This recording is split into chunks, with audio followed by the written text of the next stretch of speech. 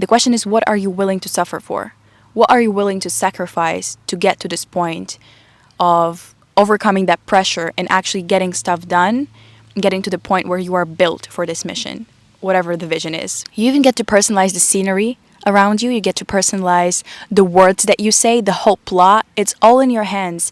But because you've been so distracted with all these people with microphones telling you what to do for profit, you haven't been able to sit with yourself and truly ask yourself questions with no guilt, with no shame of realizing that you don't know where you are, you don't know who you are, you don't know where you're going. Find out, write it out, figure it out. Jazz Poet is not available.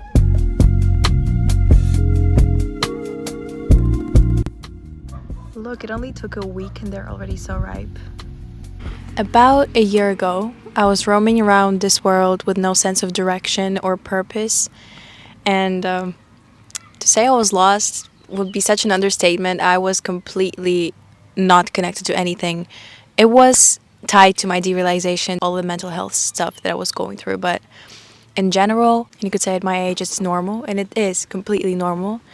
But I'm so grateful right now for that stage that I had to go through, because it helped me realize a lot of things about purpose, a lot of things about the concept of living a purposeful life with direction, with meaning, to make choices connected to who you are and realize who you are. Like, you need to not know who you are in order to realize who you are, really. You need to have this stage of completely losing your mind to come to peace. It's like in that song, went to hell and back to find peace. But I've been getting a lot of questions, as if I know how to find purpose. I think I did. I think I did find my purpose, my meaning. I guess I found essence in what I do. I found some kind of resonance in my heart to what I bring into this world, to what I create, my art, my words, my expression, my craft. I feel purposeful in my day-to-day actions, and I feel very fulfilled in it. So I could say I'm in my purpose right now. And I'm very grateful for that feeling. And I've been getting a lot of questions, a lot of like, I'm so lost, I'm lazy, I don't know what to do with my life, I don't know who I am. It's so normal. It's not okay to stay in it. It's not okay to blame anyone but yourself for it. But it's also not okay to blame anyone for it, because it is a stage of your evolution. To not know what is going on, to not know where you are headed, it's fine. But it's about the steps that you take after that. That's about the actions that you consciously choose to take. Let's ask ourselves questions. I feel like any type of change, any type of transformation in your life starts with answering questions.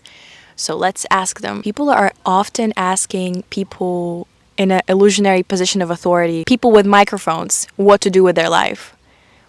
And people with microphones are just yapping their heart out because they've been given this blessing of expression and freedom of speech. I love how the sun just makes my skin glow right now. It's beautiful. But this talking on the internet that all these people do is just here for you to realize that you can do the same thing, that you are no different, that you just, in order to understand yourself, you don't need videos. I've been saying this a lot of times on this channel. You don't need no videos or books or authority figures or idols or anyone to tell you what to do.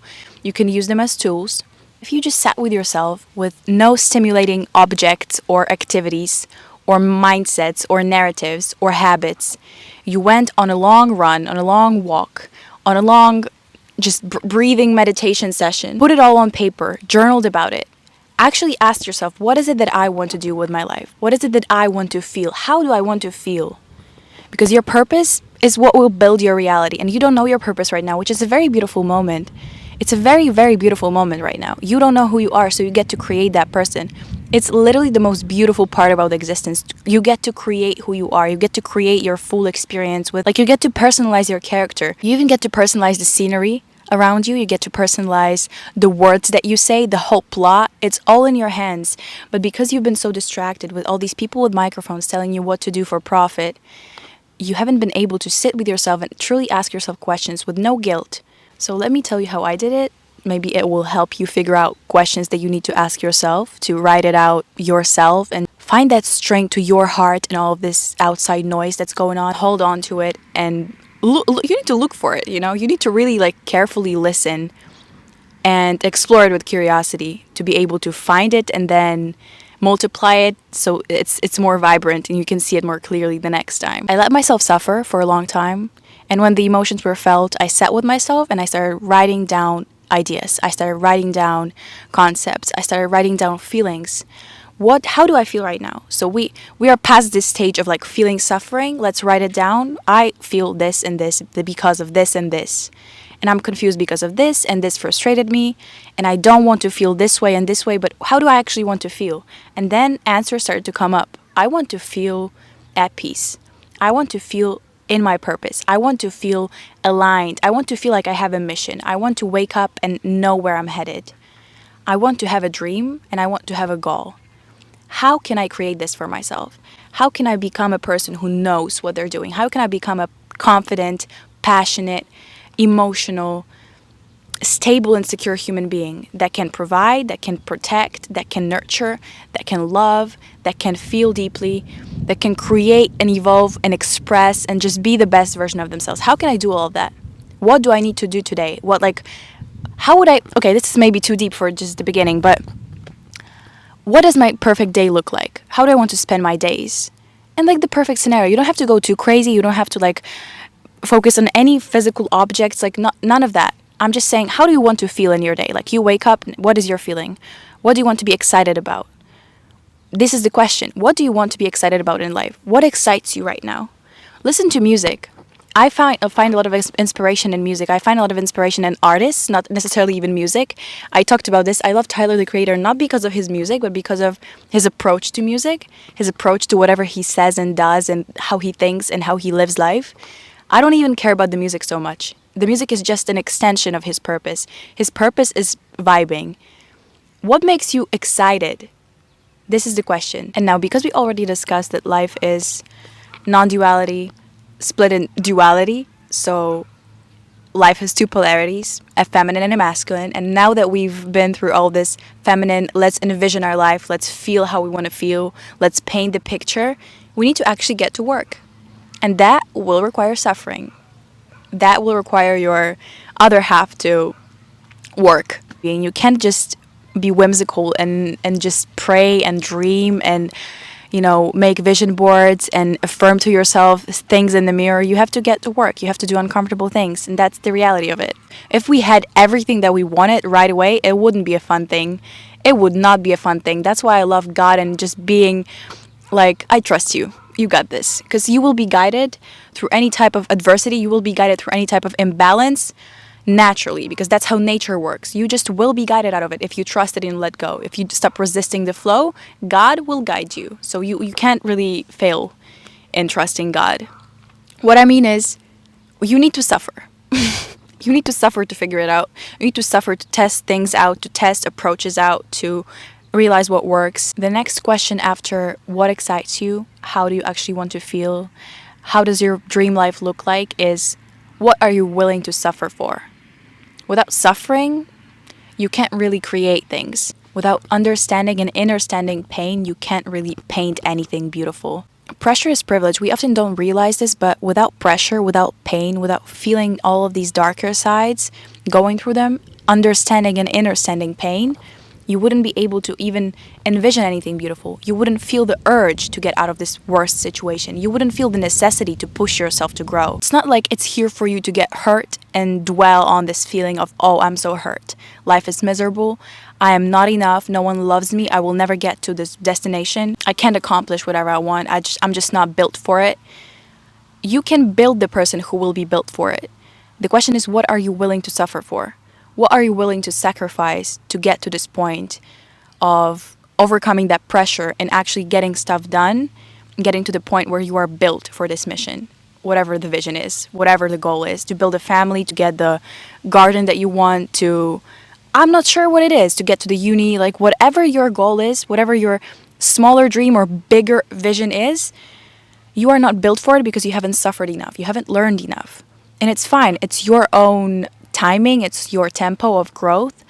But the question that you need to ask yourself after the question of what is my dream life, how do I want to feel, is what are you willing to sacrifice for that? And in that, not only just fire up to get to work, you actually realize if it's for you. Because if to that question your heart isn't responding with a bit of excitement, a bit of like fear mixed with, I'm going to get here.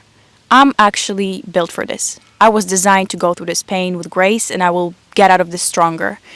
If the only thing that you get is nuh-uh, then it's nuh-uh. Then it's just not for you. And that's a beautiful question to ask. That's something that you sit with, that you actually sit and journal about it and you ask yourself. That's why you can't listen to nobody else. No one will tell you what to do with your life. No one can tell you who to be. No one can tell you if you can have kids, if you should have kids, if you should go to this university, if this person is right for you to marry, if this school is the best fit for you. Only you can answer that, because only you know, after sitting with yourself long enough, if that's for you or if that's something that you're not ready to sacrifice things for. And the thing is, this sacrifice, this suffering, is not just in dreams or goals or purpose, or if I'm built for this thing. It's like in human relationships as well. It's how you know if you love someone. Are you ready to sacrifice something for this person? Are you ready to work on your ego? Are you ready to make compromises? Are you ready to suffer and let your past selves die one after the other to build yourself into this person who will be a match for this reality? Because the person is growing, the vision is growing, the dream is growing, you are changing or you're not changing. It's like your choice. So in asking yourself these questions, you're also answering them and realizing what you're built for, what you want to build yourself into and what you don't want to build yourself into. It's a beautiful, humbling question, so fully recommend. It's very tough to answer, but you need to be honest with yourself. I've been wanting to make a video about self-love, self-trust, negative self-talk, and how I build myself into the person who I trust the most. And I know that no matter what happens, I will always have myself, and I can get out of any situation strong, calm, and I'll always be okay. I trust myself. I think I'm one of the strongest people that I know. And this is very tied to the question, what are you willing to suffer for? Because I know that I'm willing to suffer for myself, for what's right with my heart, for my purpose, because I've built my purpose to be such a strong and connected thing and such a divine mission, such a divine vision, that I know that there is no way that I can fail. There is no way in the world that this is not working out. Because I know what I'm doing this for. I know the things that I'm willing to sacrifice for this. And it's very serious to me because it's from God. It's like, it's nothing fake, you know? Very tied to procrastination, like why we don't get things done, why we don't succeed in certain parts, why we don't get to certain goals or visions that we've created for ourselves. Sometimes it's procrastination that's in the way. Sometimes it's laziness. But what I've realized through all these years of trying, of becoming, of failing, of growing, of maybe succeeding in some parts of my life, but then of just experiencing, I've realized that laziness and procrastination is only an indicator of the fact that you don't want it bad enough. Laziness and procrastination is only an indicator that you don't feel the urge and the necessity to suffer, to get stronger, and come out of this on the other side. You don't feel the vision deep enough. You don't want it badly enough. That's why you're lazy. That's why you actually don't want to get up and get to work. If you felt the urge in your body to get things done, because you know why you're doing it, because you know that suffering, this pain is what needs to be felt in order to build yourself into a stronger person. If you knew that, if you truly deeply felt that vision in your heart, you would do it. So this laziness is only an indicator that your vision is not fully connected to you. It's not fully who you are. It's not who you want to be. Because I had the same thing with school. I could not go to school. I couldn't make myself want to go to school. It wasn't something that I envisioned myself doing my entire life. There was no purpose in me going to school and learning things that were only making me dumber. I felt like I was selling my time for free. School for me was like a free trial of my future life, of my potential future that I saw my parents live. Like, okay, now I'm doing this for free. I'm going into spaces and places filled with people that I don't want to see, listening to things that I don't want to hear for free, to then be doing that same thing for my entire life and get paid. Why? I did not feel the purpose in me waking up and going to that place and gaining knowledge while it was hurting my heart so deeply. Like I had panic attacks because of that. My body was responding in a negative way to things that were not connected to my purpose. I knew that I was destined for something greater, something different, like greater in my subjective perspective, right?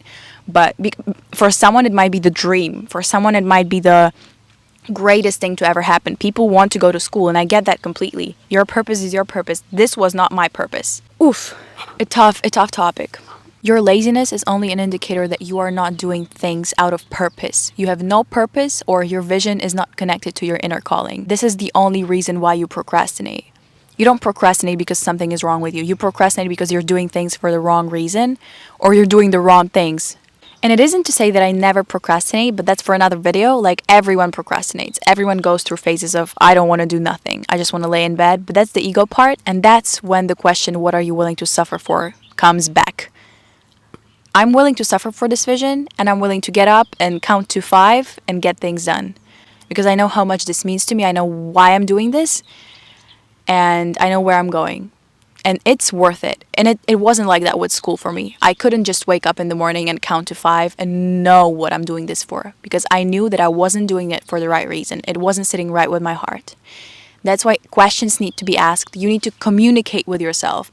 It's like in any relationship, communication is the first thing. It's a non-negotiable. It's like to build any relationship, you need to build up a relationship with yourself. And in this relationship, you need to communicate with yourself by asking and answering questions. These are the questions that I'm giving you as a suggestion to start building up that relationship and find purpose. Because without purpose, I feel like we can't live a full life. So these are my suggestions of questions. I hope they help. These can be used as journaling prompts. These can be used as just meditation prompts, food for thought.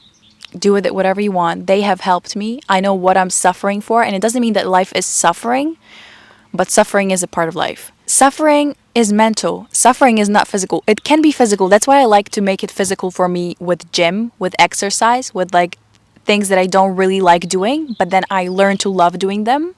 Because in this suffering, I find beauty. It's like I don't really want to run a marathon. Or I've never run a marathon, but I don't really want to do a like 40-minute staircase master thing. But I will do it because I know what I'm suffering for. It's going to feel so great when I finish. It's going to make me so healthy and so strong and feel so powerful. Like, why would I not do this if I know that it's connected to who I am and who I want to be and where I'm going? The only question that I need, is it worth the sacrifice? Is it worth the suffering? If it is, I'm doing it. And with this daily suffering that we all go through, with this mental suffering, with this stream of thoughts, with this overwhelming amount of emotions and feelings and overthinking and stimulating things, is it worth the sacrifice? Is the value of all of this mental anguish equivalent to the value that this vision of your dream life that you're working for will provide? Is the value of this suffering equivalent to the value of happiness that you're working towards? If it's not, then it's not right with your heart. If it doesn't make you excited and a tiny little bit fearful, then either the vision is not big enough or it's just not completely not connected to your purpose. What are you willing to suffer for, and what will excite you? These are the 2 questions that you need to ask yourself. I love you. You got this. You'll figure this out. There's no way you can fail. Also, remember to sit under trees because they are healing.